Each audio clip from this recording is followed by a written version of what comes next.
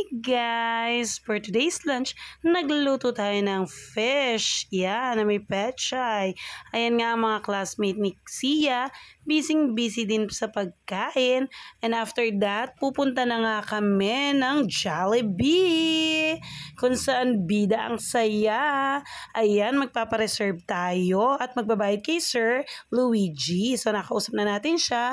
Then nakapagbayad na tayo. So ano ginagawa natin dito? Ayan ang mag-best friend, no? O, diba? Wow. Sweet-sweet naman nila.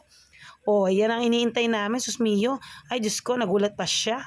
At ayan nga, nag-picture taking ang mga bagets. Nagagalit na nga si Mami Rebecca dyan. At lagi ko na lang daw siyang nadadaganan sa picture. Ay, mali, natatabunan.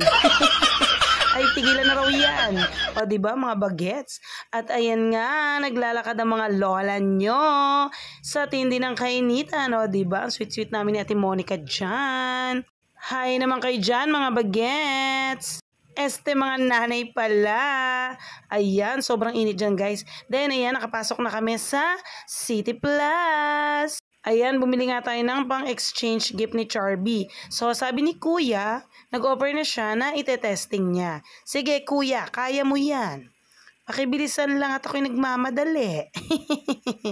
O, at ayan nga, nahihirapan na si Kuya. Hinahanap ang battery. Kuya, matagal pa ba? Ano ba? Kailangan mo ng gasolina. Ayun na nga, mandar na. O, sige, okay na yan. And then, ayan ang mga kananay kong magaganda. Naku, may sinasabi na naman si Rebecca. Ayan ang aming madam. Nagbabayad na. Ayan, tapos na at pauwi na. Ayan ang aming sweet lover. Ayan si Doña Janice. Sa susunod na taon, presidente pa rin. Huwag kalimutan sa inyong balota. At eto na nga, nagutom na ang magagandang mommies. Ayan, si Monica nahihiya pang sumubo. Sanay na sanay naman. Kain po tayo. Thank you Lord sa food. Nandito kami sa tindahan ni Sis Ella. Napakasarap naman talaga ng sausawan. Thank you for watching guys. Ingat kayo palagi. God bless you. Bye-bye.